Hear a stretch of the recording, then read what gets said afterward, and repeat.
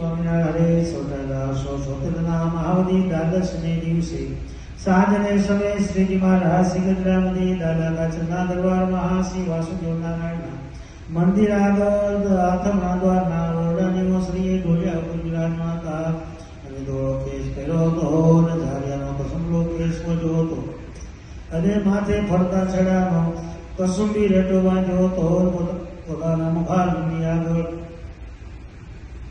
મુનિ તથા દેશ દેશના હરિભક્તની સભા ભરાઈને બેઠી હતી. નારાયણ થતી હતી.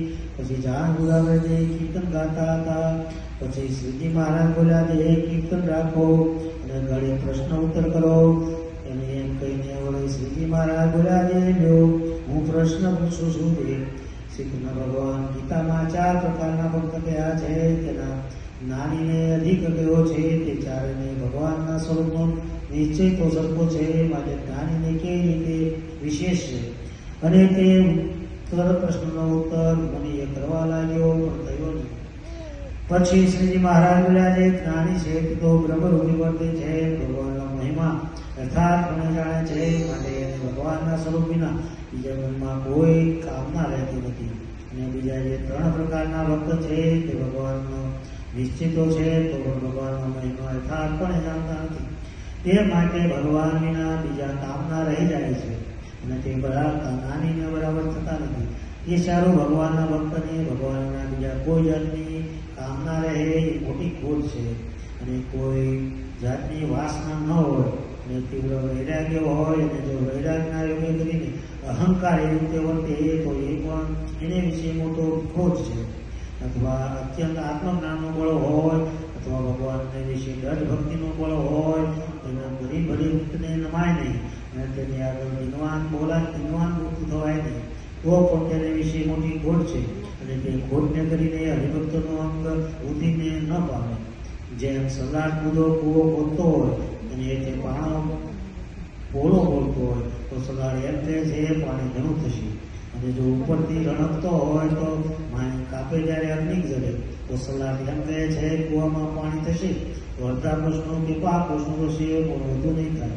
તેમ જ્ઞાન વૈરાગ્ય અને ભક્તિ તેના માનમાં જે અટક રહે તો તે મોટો તો કહેવાય પણ એવું જે કોષનું કે 5 કોષનું થયું એવું તો મોટો થાય. પણ જેવા નિર્માણી ભક્તની મોટા ગુણ રહે તેવા મોટા ગુણ તેમાં આવતા નથી.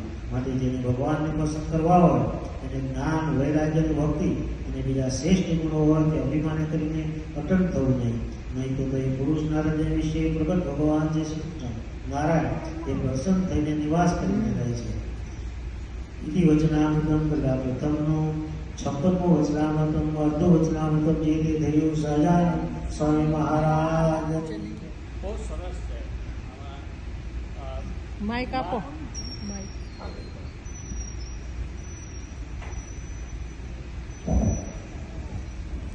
મહારાજ પૂછે છે કે કૃષ્ણ ભગવાન ગીતામાં 4 જે ભક્તો જણાવ્યા એમાં સૌથી વધારે જે જ્ઞાની છે એને સારો ભક્ત માને છે. તો આ 4 જે વાંચ્યું 4 ભક્તોના પ્રકાર છે. પેલો છે આર્ત. આર્ત ઉપરથી શબ્દ આરતી આવ્યો. પછી અર્થાર્થી અને ત્રીજો જિજ્ઞાસુ. આ 3 લોકો ભક્તો છે તે બધા કાંક આશા હોય છે. આર્થિક હોય, શારીરિક હોય, કોઈ બી જાતની આશા એને લીધે ભગવાનમાં ભક્તિ કરે અને જ્યારે એનું કાંઈ બી જોતું હોય એ મળે તો એ ભક્તિમાં જ્યાં કોટ આવે. જ્યારે જ્ઞાની છે એને કોઈ બીજામાં ભગવાન સિવાય બીજી કોઈ વાસના નથી. એટલે એ શ્રેષ્ઠ કીધો છે. વેરી મહારાજ નિષ્કામ અને જ્ઞાની ભક્ત શ્રેષ્ઠ કીધો. શા માટે? જેમ ભાઈ દર્શકે વાત કરી કે માન હોય તો દેહાત્મ બુદ્ધિ વધારે અને જે જ્ઞાની છે એ બ્રહ્મરૂપે વર્તે છે. શા માટે? કારણ કે હી નોઝ ટુ બી ભગવાનનું સ્વરૂપ અને ભગવાનનું સ્વરૂપ જાણે એટલે એ બ્રહ્મરૂપે થઈ અને ભગવાન આત્મરૂપે થઈ અને ભગવાનની ભક્તિ એટલે એના માટે એ શ્રેષ્ઠ છે. બીજા 4 ભક્ત કીધા જે ભટ્ટ વડેલા ક્યાં કીધા એ ગીતામાં કયા તો કયા અધ્યાયમાં કીધા છે? 7માં. કેટલામો શ્લોક? 16. એટલે 16મા શ્લોકમાં ભગવાન શ્રી કૃષ્ણ અર્જુનને સમજાવે છે કે આ 4 પ્રકારના ભક્તો છે એમાં આર્થી એટલે means you want something, suffering હોય ગમે તે હોય એના માટે કરતો હોય. અર્થાર્થી એટલે શા માટે કરતો હોય? અર્થાર્થી અર્થ માટે, વેલ્થ માટે. જિજ્ઞાસુ હોય ડિઝાયર જ્ઞાનને માટે કરતો હોય. અને જ્ઞાની છે એ ભગવાનમાં એબ્સોર્બ થઈ જાય. એબ્સોલ્યુટ ભગવાનનું જે સ્વરૂપ છે એમાં એબ્સોર્બ થઈ જાય અને ભક્તિ કરતો હોય એટલે એનું કલ્યાણ થઈ શકે. બધા કલ્યાણમાં કામી આવે. અને બીજું સારું મને ગમ્યું એ છે કે તું કીધું કે તમને જ્ઞાન કે વૈરાગ્યનું અભિમાન ન આવતું. અભિમાન આવે તો પાછો પડી ગયા. અને તમે બહુ પેલા નાનો માણસ ભગત હોય એને નમ્ર ન કરો પૈસાદારો એ ખોટું. જ્ઞાન અને તમારા વૈરાગ્યનો કે ભક્તિનું તમને જરાય અભિમાન ન આવવું. એમાં પછી આ 7મો અધ્યાય છે તેનો છે knowing of absolute, how to know the supreme. અને જ્ઞાન વિજ્ઞાન યોગ, ગુજરાતીમાં આપણે જ્ઞાન વિજ્ઞાન યોગ છે. આ રીતે ભગવાને બહુ સરસ વાત કરી. અને ત્યાર પછી જે જ્ઞાન છે એ શું છે તો ભગવાને કીધું કે જીવ માયા અને ઈશ્વર, શિક્ષાપત્રીમાં કીધું જીવ માયા અને ઈશ્વર તેના સ્વરૂપને જોઈ લોડી રીતે જાણવું. ભગવાનનું જે ઓરિજિનલ સ્વરૂપ છે એને જે જાણવું, જે આપણે મૂર્તિઓ હોય એનું જે સ્વરૂપ હોય એ સ્વરૂપ અને ઓરિજિનલ સ્વરૂપ જે ભગવાન અક્ષરધામમાં બેઠા છે એ બે એક થઈ જાય એટલે આપણું કામ થઈ જાય. પ્રત્યક્ષ અને પરોક્ષ એક એટલે આ રીતે જીવ ઈશ્વર માયા તેના સ્વરૂપને જે રૂઢી રીતે જાણવું તેને જ્ઞાન કહેવાય. એ કેટલામો શ્લોક છે? 104 શિક્ષાપત્રી. અને પછી આજે આપણે શિક્ષાપત્રી આપણે પેલે ગણેશ ચતુર્થી ઉજવીએ છીએ. ગણેશ ચતુર્થી એ મહારાજે શિક્ષાપત્રીમાં એ જગ્યાએ મેન્શન કર્યું છે ગણેશજીનું કે વિષ્ણુ શિવો ગણપતિ પાર્વતી ચ દિવાકર એતા પૂજ્યા માન્યા દેવતા પંચમામકે. આ 5 દેવતાને ભગવાન માન્ય કર્યા. એમાં વિષ્ણુ, શિવ, ગણપતિ, પાર્વતી, દિવાકર, સૂર્ય. આટલા 5 દેવતા, these 5 દેવતા deities should be respected.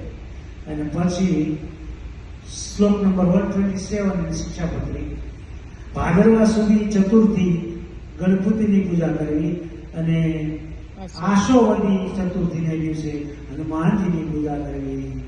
સો વર્ષિપથી ભાદરવા સુધી ચતુર્થી તો ગણેશજી અને આશોવદી ચતુર્થી હનુમાનજી. સો આ બંને દેવથી one is the obstacle removal and Hanumanji is the vighna vinayak. So he removed our obstacles. So આ રીતે આ બંને દેવતીનો મહારાજે શિક્ષાપત્રીમાં માન્ય રાખ્યા છે. શ્રીજી મહારાજ was incarnated here almost 225 years ago in our Sanatana Dharma, and he has given the great Sanatana Dharma.